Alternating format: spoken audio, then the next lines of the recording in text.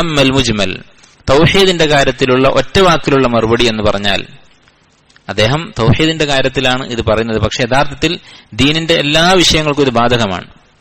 ഇനി ഇദ്ദേഹം പറയാൻ പോകുന്ന കാര്യം, ഇസ്ലാമിനെതിരായി ഖുർആനിലും സുന്നത്തിലും അള്ളാഹും റസൂലും പഠിപ്പിച്ച ശുദ്ധമായ വിശ്വാസത്തിനെതിരായി ആര് എന്ത് ബാത്തിൽ പറയുന്നുവോ അതിനൊക്കെ മറുപടിയായിട്ടുള്ള ഒരു കാര്യമാണ് പറയുന്നത്. എന്താണ്? ഫഹുവൽ അംറുൽ അദീം വൽ ഫായിദത്തുൽ കബീറ, ഇത് വലിയ ഒരു കാര്യമാണ്, അതുപോലെ വലിയ ഒരു ഫായിദയാണ്. ലിമൻ അഖലഹ, ബുദ്ധി ഉപയോഗിച്ചത് മനസ്സിലാക്കിയവർക്ക്. ഇനി പറയാൻ പോകുന്ന കാര്യം, ഇത് മനസ്സിലാക്കിയവർക്ക് അവർക്ക് ഏതൊരു സംശയത്തിനും ഏതൊരു പേച്ചവാദത്തിനും മറുപടി കൊടുക്കാൻ സാധിക്കും. എന്താണത് കാര്യം? ഉദാലിക ഖൗലുഹു തആല, അല്ലാഹു സുബ്ഹാനഹു വ തആല ഖുർആനിൽ പറഞ്ഞ ഒരു ആയത്താണ്, സൂറത്ത് ആലി ഇംറാനിലെ 7ാമത്തെ ആയത്ത്. ഹുവല്ലദീ അൻസല അലൈക്കൽ കിതാബ്, അവനാകുന്നു നിനക്കുമേൽ കിതാബ് അവതരിപ്പിച്ചത്, വിശുദ്ധ ഖുർആൻ അവതരിപ്പിച്ചത്. അല്ലാഹു തആലയാകുന്നു ഖുർആൻ അവതരിപ്പിച്ചത്. ഈ ഖുർആന്റെ പ്രത്യേകത എന്താണ്? മിൻഹു ആയാത്തുൻ മുഹ്കമാത്തുൻ ഹുന്ന ഉമ്മുൽ കിതാബ്, ഖുർആനിലെ ചില ആയത്തുകൾ മുഹ്കമാത്താണ്, മുഹ്കമായ ആയത്തുകളുണ്ട്. എന്താണ് മുഹ്കമായ ആയത്തുകൾ എന്ന് പറഞ്ഞാൽ? നമ്മൾ വിശദീകരിക്കും. ഈ മുഹ്കമായ ആയത്തുകൾ ഹുന്ന ഉമ്മുൽ കിതാബ്, അതാണ് വിശുദ്ധ ഖുർആന്റെ മുഖ്യ പങ്കും. ഖുർആനിലെ ഭൂരിഭാഗം ആയത്തുകൾ മുഹ്കമാണ്, വ്യക്തമായ ആയത്തുകൾ എന്നാണ് മുഹ്കം എന്നതിന്റെ അർത്ഥം. അതിന്റെ വിശദമായ കൂടുതൽ വിശദീകരണം ഇൻഷാ അല്ലാഹ് പറയും. വഉഖറു മുതശാബിഹാത്ത്, വേറെ ചില ആയത്തുകളുണ്ട് ഇതിന്റെ നേരെ വിപരീതം, മുഹ്കമല്ല, മുതശാബിഹ്. മുതശാബിഹ് എന്ന് പറഞ്ഞാൽ ആശയക്കുഴപ്പത്തിന് സാധ്യതയുള്ളത്. എന്താണ് ആശയക്കുഴപ്പം എന്നുകൊണ്ട് ഉദ്ദേശിക്കുന്നത്? ഇൻഷാ അല്ലാഹ് വിശദീകരിക്കാം.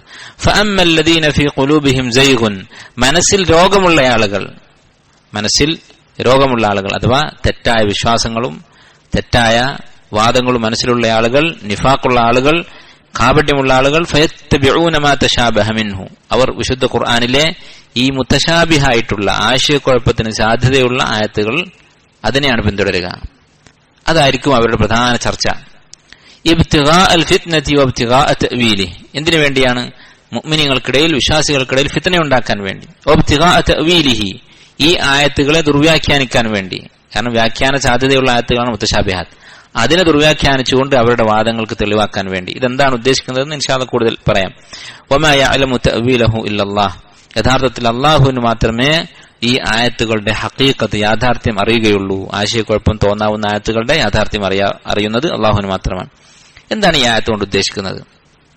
അല്ലാഹു സുബ്ഹാനഹു വ തആലയുടെ വിശുദ്ധ ഖുർആനിലെ ആയത്തുകളെ രണ്ടായി തിരിച്ചിരിക്കുകയാണ്, മുതശാബിഹാത്തായിട്ടുള്ള ആയത്തുകളും മുഹ്കമായ ആയത്തുകളും. എന്താണ് മുഹ്കം എന്ന് പറഞ്ഞാൽ?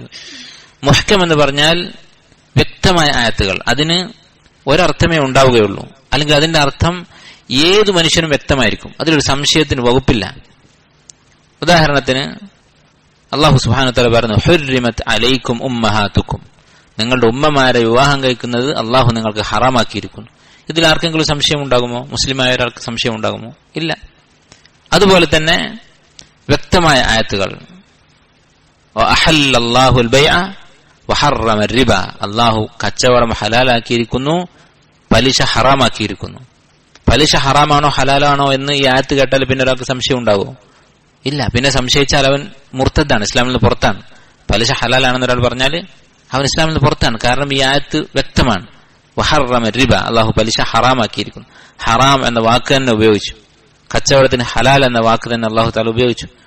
ഒരാൾ പറയാണ് കച്ചവടം ഹറാമാണ്, എല്ലാവിധ കച്ചവടവും ഹറാമാണ് എന്ന് പറഞ്ഞാൽ അവൻ ഇസ്ലാമിൽ നിന്ന് പുറത്താണ്. ഏതെങ്കിലും ഒരു കച്ചവടത്തിനെ കുറിച്ചല്ല, കച്ചവടം എന്ന് പറഞ്ഞ ആ സംഗതി തന്നെ ഹറാമാണെന്ന് പറഞ്ഞാൽ അവൻ ഇസ്ലാമിൽ നിന്ന് പുറത്താണ്. കാരണം അല്ലാഹു തആല വ്യക്തമാക്കി, അഹല്ലല്ലാഹുൽ ബൈഅ, അല്ലാഹു കച്ചവടം ഹലാലാക്കിയിരിക്കുന്നു. അപ്പോൾ ഇങ്ങനെയുള്ള വ്യക്തമായ ആയത്തുകളുണ്ട്.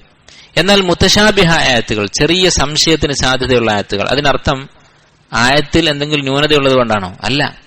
മനുഷ്യർ ഇൽമ് പഠിക്കാത്തത് കൊണ്ട്, ഖുർആന്റെ തഫ്സീർ പഠിക്കാത്തത് കൊണ്ട് ചെറിയ സംശയം തോന്നാവുന്ന ചില ആയത്തുകളുണ്ട്. എന്തുകൊണ്ടാണ് അങ്ങനെ സംശയം തോന്നുന്നത്? അല്ലാഹു തആല എന്തുകൊണ്ടാണ് അങ്ങനെയുള്ള ആയത്തുകൾ അവതരിപ്പിച്ചത്?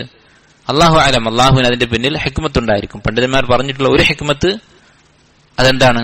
അത് ഈ ആയത്തിൽ തന്നെ വ്യക്തമാണ്. ചില ആളുകളെ അല്ലാഹു വഴിപിഴപ്പിക്കും, മനസ്സിൽ രോഗമുള്ള ആളുകളെ. അഥവാ ഖുർആൻ കൊണ്ട് പരലോക വിജയം ഉദ്ദേശിച്ച് ഖുർആന്റെ തഫ്സീർ അന്വേഷിച്ച് പഠിക്കാൻ ശ്രമിക്കാതെ തങ്ങളുടെ ആവശ്യത്തിന് വേണ്ടി ഖുർആൻ ഉപയോഗിക്കുന്ന ആളുകൾക്ക്, അവർക്ക് ഒരു ഫിത്നയാകാൻ വേണ്ടി അവർക്ക് ചില ആയത്തുകൾ ദുർവ്യാഖ്യാനിക്കാൻ സാധിക്കും. ഏതുപോലെ? ഉദാഹരണമായി വിശുദ്ധ ഖുർആനിൽ കാണാം, നസ്രാനികൾ ദുർവ്യാഖ്യാനിച്ചിട്ടുള്ള ഒരു ആയത്താണ്. ചില നസ്രാനികൾ അല്ലാഹു സുബ്ഹാനഹു വ തആല പറയുന്നു, ഇന്നാ നഹ്നു നസ്സൽന ദിക്റ വ ഇന്നാ ലഹു ലഹാഫിളൂൻ. തീർച്ചയായും നാം ആണ് ഖുർആൻ അവതരിപ്പിച്ചത്, നാം തന്നെ ഇതിനെ സംരക്ഷിക്കുന്നതാണ്. അപ്പൊ ഇന്നാ നഹ്നു, നാം എന്ന് ജംഅ ആയിട്ടാണ്, ബഹുവചനമായിട്ടാണ് അല്ലാഹു സുബ്ഹാനഹു വ തആല ഉപയോഗിച്ചത്. അപ്പൊ സാധാരണ നാം എന്ന് പറഞ്ഞാൽ എന്താണ്? ഒന്നിലധികം ആളുകൾ ഉണ്ടാകും, 3 പേരുണ്ടാകും, അല്ലെങ്കിൽ 2 പേരുണ്ടാകും. അപ്പോ ഒരു ഇലാഹല്ല, ഒരു റബ്ബല്ല ഉള്ളത്, 3 റബ്ബുണ്ട്. അവർ പറയുന്നത് പോലെ 3 റബ്ബുകളുണ്ട് എന്നാണ് നസ്രാനികൾ പറയുന്നത്. 3 പേര് കൂടിയിട്ടാണ് സൃഷ്ടിച്ചത് എന്നാണ് പറയുന്നത്. അതിന് ഖുർആനിൽ തെളിവുണ്ട് എന്ന് അവർ പറയുന്നു, ഈ ആയത്ത് ദുർവ്യാഖ്യാനിച്ചുകൊണ്ട്. യഥാർത്ഥത്തിൽ എന്താണ് ഈ ആയത്തിന്റെ അർത്ഥം? ഈ ആയത്തിന്റെ അർത്ഥം തഅലീമാണ്. സാധാരണ എല്ലാ ഭാഷയിലും ഉള്ളതാണ്. സ്വയം ബഹുമാനിച്ചുകൊണ്ട് നാം എന്ന് പറയും. നാം എന്ന് പറയുന്നത് 3 പേര് അല്ലെങ്കിൽ 2 പേര് ഉണ്ടാകണമെന്നില്ല. ഒരാള് സ്വയം ബഹുമാനിച്ചുകൊണ്ട് തന്റെ വില കാണിക്കാൻ വേണ്ടി ആ വാക്ക് ഉപയോഗിക്കും. അപ്പോ മുത്തശാബിഹായ ഒരു ആയത്തുണ്ടെങ്കിൽ ആ ആയത്ത് ഖുർആനിൽ തന്നെ അല്ലാഹു തആല വേറൊരു ആയത്തിൽ, മുഹക്കമായ ഒരു ആയത്തിൽ വിശദീകരിച്ചിട്ടുണ്ടാകും. ഏതായത്തിലാണ് ഈ വിഷയം പറഞ്ഞിട്ടുള്ളത്? വ ഇലാഹുക്കും ഇലാഹുൻ വാഹിദ്, നിങ്ങളുടെ ഇലാഹ് ഒറ്റ ഇലാഹാകും. അപ്പൊ വളരെ വ്യക്തമായി ആ ആയത്തിന് എങ്ങനെയെങ്കിലും ദുർവ്യാഖ്യാനിക്കാൻ സാധിക്കുമോ? നിങ്ങളുടെ ഇലാഹ് ഒറ്റ ഇലാഹാണെന്നുള്ളതിന് ഇല്ല. എന്നാലോ ഇന്നാ നഹ്നു നസ്സൽന ദിക്റ എന്നുള്ള ആയത്തിനെ നമുക്ക് വ്യാഖ്യാനിക്കാൻ പറ്റും. ശരിയായ രീതിയിലും വ്യാഖ്യാനിക്കാം, തെറ്റായ രീതിയിലും വ്യാഖ്യാനിക്കാം. ശരിയായ വ്യാഖ്യാനം എന്താണ്? അല്ലാഹു തആല ബഹുമാനം കൊണ്ട് പറഞ്ഞതാണ്, തന്നെ അല്ലാഹു തആല തഅലീം ആദരിച്ചുകൊണ്ട് പറഞ്ഞതാണ്, അല്ലാതെ 3 എണ്ണം ഉണ്ട് എന്നർത്ഥത്തിലല്ല. എന്ന് മാത്രമല്ല അല്ലാഹു സുബ്ഹാനഹു വ തആല പറഞ്ഞു, ലഖദ് കഫറ അല്ലദീന ഖാലു ഇന്നല്ലാഹ സാലിസു സലാസ, അല്ലാഹു 3 പേരിൽ ഒരാളാണ് എന്ന് പറഞ്ഞവൻ കാഫിറാണെന്ന് പറയുന്നു. അത് മുഹക്കമാണ്, വ്യക്തമായ ആയത്താണ്. അതിനെ ദുർവ്യാഖ്യാനിക്കാൻ വല്ല വകുപ്പുണ്ടോ? ഒരു വകുപ്പുമില്ല. അപ്പോ ഖുർആനിൽ ഇങ്ങനെ മുത്തശാബിഹായ ആയത്ത്, മുഹക്കമായ ആയത്ത് ഉണ്ടാകും. മുത്തശാബിഹായ ആയത്ത്, സംശയം ഉണ്ടാകാൻ സാധ്യതയുള്ള ആയത്ത്, അതിന്റെ ആശയം അല്ലാഹു വേറെ ആയത്തുകളിൽ അല്ലെങ്കിൽ ഹദീസുകളിൽ വ്യക്തമാക്കിയിട്ടുണ്ടാകും. അപ്പോൾ ഹൈറുദ്ദേശിക്കുന്ന, ഹക്കുദ്ദേശിക്കുന്ന ആളുകൾ എന്താണ് ചെയ്യുക? ഒരു ആയത്തിൽ സംശയം തോന്നിയാൽ സംശയമില്ലാത്ത ഏതെങ്കിലും ഒരു ആയത്തിൽ അല്ലാഹു ഇതിനെപ്പറ്റി എന്താണ് പറഞ്ഞിട്ടുള്ളത് എന്ന് അന്വേഷിക്കും. അല്ലെങ്കിൽ സംശയമില്ലാത്ത മുഹക്കമായ ഒരു ഹദീസിൽ ഇതിനെക്കുറിച്ച് എന്താണ് പറഞ്ഞിട്ടുള്ളത് എന്ന് അന്വേഷിക്കും. അതാണ് ഹക്കുദ്ദേശിക്കുന്ന ആളുകളുടെ രീതി. വഅമ്മല്ലദീന ഫീ ഖുലൂബിഹിം സൈഗുൻ, മനസ്സിൽ വക്രതയുള്ള ആളുകൾ, നിഫാഖുള്ള ആളുകൾ എന്താണ് ചെയ്യുക? അവര് ഈ മുത്തശാബിഹായ ആയത്തിനെ അവർക്ക് ഇഷ്ടമുള്ളതുപോലെ വ്യാഖ്യാനിച്ച് അങ്ങനെ നടക്കും. അങ്ങനെ ബഹുഭൂരിപക്ഷം വരുന്ന മുഹക്കമായ ആയത്തുകൾ അവർ ഉപേക്ഷിക്കും. ഇതാണ് ഹക്കിന്റെ ആളുകളും ബാത്തിലിന്റെ ആളുകളും തമ്മിൽ വേർതിരിക്കാനുള്ള ഒരു അടയാളം. നിരവധി ഉദാഹരണങ്ങൾ ഇതിന് കാണാൻ പറ്റും.